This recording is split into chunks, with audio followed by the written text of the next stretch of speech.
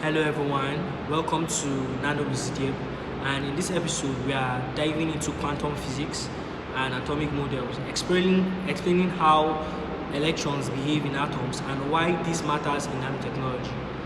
Well, we'll cover Rutherford's classical model, its problem, Bohr's solution, and Max Planck's quantum idea. So for Rutherford classical model, Rutherford proposed that electrons orbit the nucleus like planets around the sun.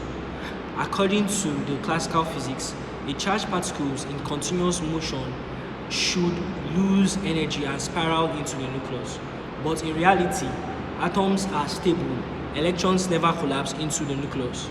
This showed that Rutherford models, while brilliant, was incomplete. So what this basically saying is that according to Rutherford models of how he envisioned it or how he explained it, that electrons are like the planets moving around the sun. Like for example, the nucleus will stand as the sun, and then the electron is just like a charged particle moving around it, how the planets are moving around the sun. So now, but then the problem with this model is that according to classical physics, it explained that charged particles should eventually lose its charge at some point to lose its energy and eventually collapse. That's if you are following the normal laws of classical physics. But then this does not happen in our lifetime because the atom remains stable.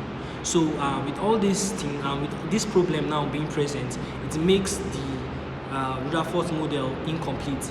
And so that calls for the Bohr's model, which we are going to also look at. So Bohr improved this idea by introducing electrons. By introducing energy levels.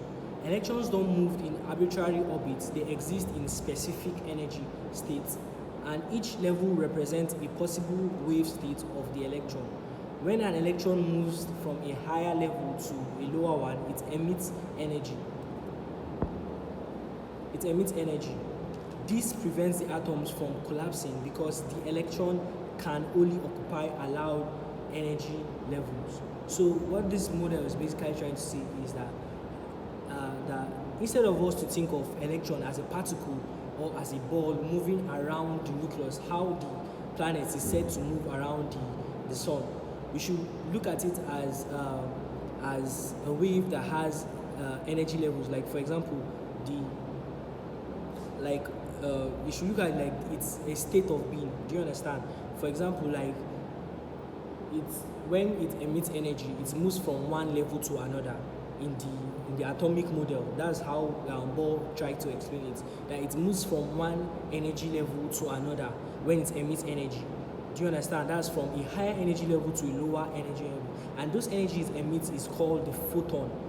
Do you understand? Which is an effect of the electron interacting with, or let's call it a ripple from the electron interacting with the electromagnetic field. So this is what basically what Bohr model is trying to say, is that we should eliminate the idea of Rutherford, which says that we should that a atom is a kind of like a particles or something moving around the nucleus, how the planets usually move around the sun. But we should look at it as something that has energy levels, like a state of being that moves from, like a wave that has a state of being whereby it's moved from a higher energy level to a lower energy level. Do you understand? Sometimes it can also move from a lower energy level and to a higher energy level when excited. So this is what Bohr model was basically talking about. So and then Max Planck and energy quantization. Now here is where Max Planck comes in. Max Planck discovered that energy is not continuous but comes in discrete packets called quanta, with the energy of each packet given by E equals to hf. So what Max Planck was basically saying is that energy does not flow continually. Like it's not something that just flow how you get water that flows from a tap, but then it flows. It comes in packets, in discrete packets, and these discrete packets are called quanta. Do you understand? Like it comes like, let's say for example, beep beep. Do you understand? Instead of it flowing continuously, but it flows in quanta. That's in packets. So and then E is energy of the photon, H is Planck's constant, and F frequency of the electromagnetic wave. So This means when an electron drops to a lower energy level, it emits a photon with energy exactly equal to the difference between the levels. Do you understand? Like when an electron is a photon is emitted, which I already said that a photon is as a result of the wave interacting with the electromagnetic field. So when a photon is being emitted, what this equation is trying to say is that this means the energy is equal to the higher energy minus the lower energy.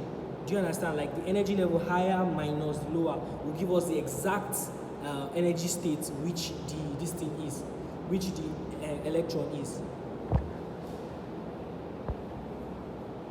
which the electron is. So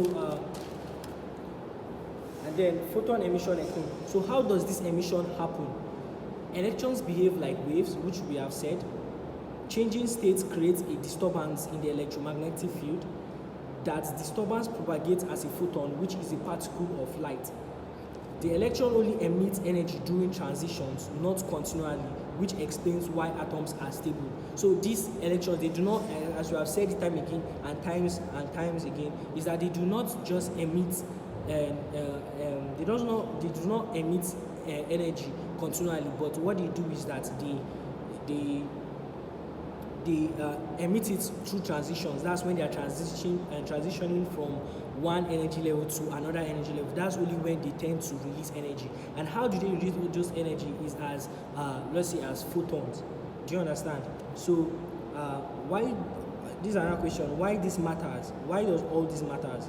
This understanding of quantum physics is essential in nanotechnology because of these following reasons. Number one, it explains how materials absorb and emit light. It explains how materials absorb and emit light, helps us design nanomaterials with specific optical or electronic properties, connects the atomic behavior to material behavior at the nanoscale. So, and then to summarize everything, Rutherford, electrons orbit like planets. Problem, atoms will collapse, and that's the problem. That's the problem we had. We said electrons orbit like planets, and the problem we had with Rutherford model was that atoms is going to, like, eventually it's going to like collapse. Do you understand? But then Bohr's electrons occupy discrete energy. Guys, electrons occupy discrete energy levels, only emits photons during transition. So Planck's energy is quantized. According to Planck, energy is quantized. Photon energy E equals to hf, which we have seen. Together, they give us a complete picture of the atomic stability and energy transfer, which is fundamental for nanoscience. Let me say, together they give us a complete picture of atomic stability and energy transfer, which is fundamental to nanoscience. So understanding this quantum physics is essential to us because of these reasons which we have seen. It helps us understand or get a complete picture about the atomic stability, which is something we'll be diving into more and more as we go forward towards this learning journey, about how the atomic state is supposed to be stable and how electron transfer is actually made. So thank you for listening if you are listening to this point, and I'll see you in the next video.